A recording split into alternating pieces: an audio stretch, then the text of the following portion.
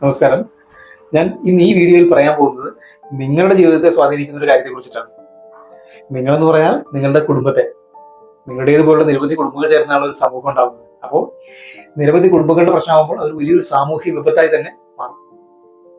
മഹാഭാരതത്തിലെ കുരുക്ഷേത്ര യുദ്ധത്തിന്റെ ആരംഭം കുറിക്കാൻ കാരണം ഇതുപോലൊരു കാര്യത്തിൽ നിന്നാണ്. അത് നിങ്ങൾ ഉദ്ദേശിച്ച അതേ കാര്യം തന്നെയാണ് ഞാൻ പറയാൻ പോകുന്നത്, ചൂതാട്ടത്തിനെ കുറിച്ച്. മഹാഭാരത കാലത്തെന്ന പോലെ ഇന്നും ഈ കാര്യത്തിന് വളരെയേറെ പ്രസക്തിയുണ്ട്. ആസക്തി മൂത്ത് വ്യക്തികളും കുടുംബങ്ങളും ഒക്കെ നശിക്കുന്നുണ്ട് ഒരുപാട്. പൗരാണിക കാലത്ത് എങ്ങനെയാണ് ഇത്തരം കാര്യങ്ങൾ നടന്നതെന്നും ഈ ആധുനിക കാലത്ത് എങ്ങനെയാണ് നടന്നുകൊണ്ടിരിക്കുന്നതെന്നും ഉദാഹരണം സഹിതം സംഭവങ്ങളെ ഉദാഹരിച്ചുകൊണ്ട് ഞാൻ വ്യക്തമാക്കി തരാം. ഒരേ ഒരു കാര്യം മാത്രം വീഡിയോ സ്കിപ്പ് ചെയ്തു പോകാതെ പൂർണ്ണമായിട്ട് കാണുക. അല്ല എങ്കിൽ ഞാൻ ഈ പറയുന്ന മെസ്സേജസ്, വാല്യുബിൾ മെസ്സേജസ് നിങ്ങളിലേക്ക് ഒരിക്കലും എത്തില്ല. ഓക്കെ അല്ലേ? പോകാം വീഡിയോയിലേക്ക്.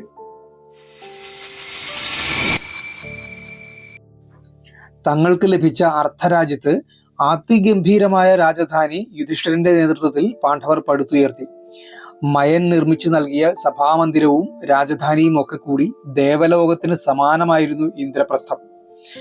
4 ദിക്കിലുമുള്ള രാജാക്കന്മാരെ ജയിച്ചിട്ടാണ് യുധിഷ്ഠിര മഹാരാജാവ് രാജസൂയ യാഗം നടത്തുന്നത്. ഇതിൽ പങ്കുകൊള്ളാനെത്തിയ ദുര്യോധനനും ശകുനിയും ഒക്കെ അനേക നാൾ ഇന്ദ്രപ്രസ്ഥത്തിൽ കഴിഞ്ഞു. അവിടെ തന്റെ തലസ്ഥാന നഗരമായ ഹസ്തിനപുരിയിൽ പോലുമില്ലാത്ത പല പല കാഴ്ചകളും കണ്ട് ദുര്യോധനൻ വിസ്മയം പൂണ്ടു.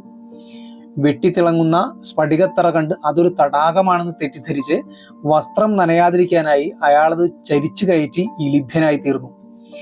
കുറച്ചകലെ കണ്ട താമരപ്പൊയ്ക സ്ഫടികം പതിച്ച് നിലമെന്ന് കയറിയ ദുര്യോധനൻ വെള്ളത്തിൽ ചെന്ന് ചാടി. അയാളുടെ വിഡ്ഢിത്തങ്ങൾ കണ്ട് ഭീമനും മറ്റു പാണ്ഡവരും ചിരിച്ചു വശായി. കൊട്ടാരത്തിന്റെ മറ്റൊരു കോണിലെത്തിയ ദുര്യോധനൻ മലർക്കെ തുറന്നു കിടന്നൊരു വാതിൽ അടഞ്ഞതെന്ന് തെറ്റിദ്ധരിച്ചു.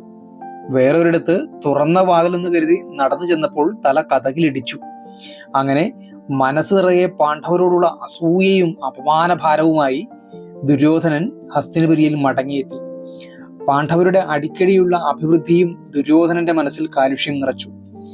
തന്റെ ഉള്ളിലെ ചുട്ടുനീരിൽ അയാൾ ശകുനി അമ്മാവനുമായി പങ്കുവച്ചു. അതിനു മറുപടിയായി ശകുനി ഇങ്ങനെ പറഞ്ഞു: ദുര്യോധന, കൃഷ്ണന്റെയും ദ്രുപദന്റെയും സഹായമുള്ള പാണ്ഡവരെ തോൽപ്പിക്കുന്നത് തീർത്തും അസാധ്യമാണ്. പക്ഷെ കുമാര, യുധിഷ്ഠിരന്റെ അളവറ്റ സമ്പത്ത് തട്ടിയെടുക്കാനുള്ള തന്ത്രം എന്താണെന്ന് എനിക്കറിയാം. യുധിഷ്ഠിരൻ വലിയ ചൂതുകളി ഭ്രാന്തനാണ്. കളിയിൽ അത്ര കേവനൊന്നുമല്ലെങ്കിലും കളിക്കാൻ ആരു ക്ഷണിച്ചാലും അയാൾ നിരസിക്കാറില്ല.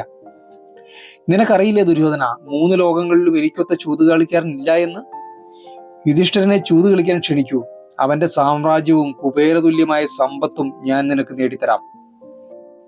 ഇങ്ങനെ ഒരു കുടിലതന്ത്രം ചമച്ചതിന് ശേഷം പുത്രവാത്സല്യം എന്ന ധൃതരാഷ്ട്രരുടെ ദൗർബല്യം മുതലെടുത്ത് അദ്ദേഹത്തിൽ പ്രേരണ ചെലുത്തിയിട്ടാണ് യുധിഷ്ഠിരനെ ചൂതുകളിക്കായി ക്ഷണിക്കുന്നത്. ഇതിന്റെ വരുംവരായികൾ പറഞ്ഞ് വിതുരർ ചൂതാട്ടം തടയാൻ ശ്രമിക്കുന്നുണ്ട്. പാണ്ഡവ കൗരവ കുമാരന്മാർ തമ്മിൽ വിരോധത്തിനിടയാക്കുമെന്നും അത് അനൈക്യത്തിലേക്കും അത് സാമ്രാജ്യം തകരാൻ ഇടയാക്കുമെന്നും എല്ലാം വിതുരർ പറഞ്ഞെങ്കിലും ഒന്നും വിലപ്പോയില്ല. ഒടുവിൽ അത് സംഭവിക്കുക തന്നെ ചെയ്തു.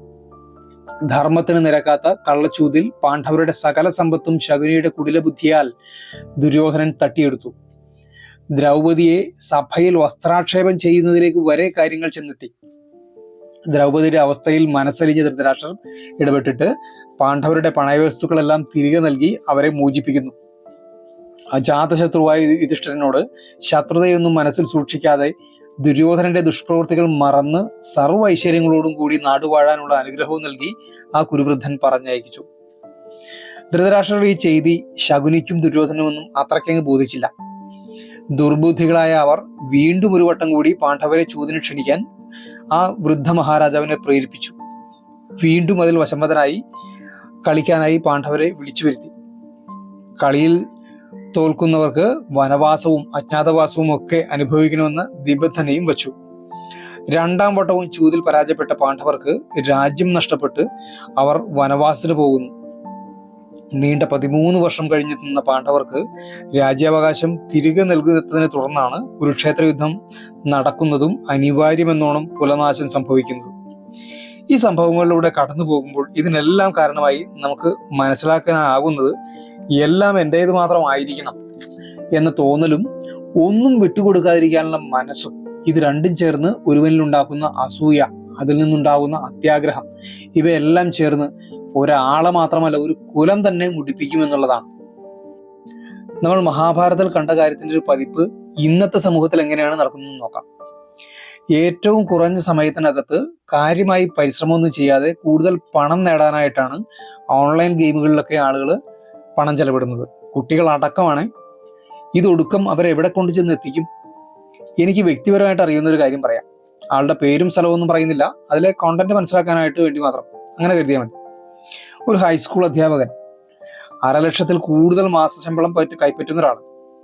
അദ്ദേഹത്തിന് എങ്ങനെയോ ഓൺലൈൻ ഗെയിമുകളിൽ ഭ്രമം കയറിയിട്ട് പാരമ്പര്യമായി അയാൾക്ക് കിട്ടിയിരുന്ന ഭൂസ്വത്തിന്റെ ഭൂരിഭാഗവും പണയം വെച്ച് പണം കണ്ടെത്തി അയാൾ ഗെയിമിൽ മുടക്കി. ഒടുവിൽ യാതൊരു ഗത്യന്തരവുമില്ലാതെ ബാങ്കിൽ പണയം വെച്ച വസ്തുക്കൾ വിറ്റൊഴിയേണ്ടുന്ന അവസ്ഥയിലേക്ക് വരെ അയാൾ ചെന്നെത്തി.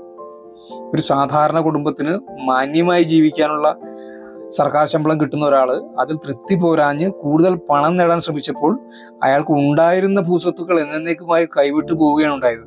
വല്ല കാര്യമുണ്ടോ? നിങ്ങളൊന്ന് ആലോചിച്ച് നോക്കൂ. അതേപോലെ തന്നെയാണ് നമ്മളിൽ പലർക്കുമുള്ള ലോട്ടറി ഭ്രമങ്ങൾ. കിട്ടുന്ന വരുമാനത്തിന് മുഴുവൻ ലോട്ടറി എടുത്ത് കഷ്ടപ്പെടുന്ന ആളുകളെ എനിക്കറിയാം. എങ്ങാനും ഫസ്റ്റ് പ്രൈസ് അടിച്ചാലോ എന്നുള്ളതാണ് പ്രതീക്ഷ. നമുക്ക് കിട്ടുന്ന വരുമാനം അത് എത്ര ചെറുതായാലും വലുതായാലും അതിലൊരു 20% മാറ്റിവെച്ചിട്ട് ബാക്കിയുള്ളത് കൊണ്ട് മാന്യമായിട്ട് ചെലവ് ചെയ്ത് ജീവിക്കുന്നതിന് പകരം വളരെ പെട്ടെന്ന് പണക്കാരനൊക്കെ ആകാൻ വേണ്ടിയിട്ട് ലോട്ടറിക്കും ഓൺലൈൻ ഗെയിമിങ്ങിനും ഒക്കെ പിന്നാലെ പോയി അതിൽ ഇല്ലാത്ത പണം ഉണ്ടാക്കി ചെലവിട്ടാൽ നമുക്ക് നഷ്ടപ്പെടുന്നത് സമ്പത്ത് മാത്രമായിരിക്കില്ല, നമുക്ക് നമ്മെ തന്നെ നഷ്ടപ്പെടും, ബന്ധുക്കളും സുഹൃത്തുക്കളും, അങ്ങനെ എല്ലാം. മഹാഭാരതത്തിലെ ചൂതാട്ടത്തിൽ നിന്ന് പഠിക്കാനുള്ള പാഠം ഇതാണ്: അരുതാത്തതിന് ഒരിക്കലും പോകരുത് എന്നുള്ള പാഠം. ഈ കാര്യത്തിൽ നിങ്ങളുടെ അഭിപ്രായം എന്താണ്? ഒട്ടും പഠിക്കണ്ട, കമന്റ് ബോക്സ് ഓപ്പൺ ആക്കുക, എഴുതിക്കൊള്ളുക. അപ്പോൾ ഇന്നത്തെ മഹാഭാരത കഥനം നമുക്കിവിടെ അവസാനിപ്പിക്കാം. വരുന്ന വീഡിയോകളിൽ നമുക്ക് കണ്ടുകൊണ്ടേയിരിക്കാം, മഹാഭാരത കഥകൾ കേട്ടുകൊണ്ടേയിരിക്കാം. നമസ്കാരം.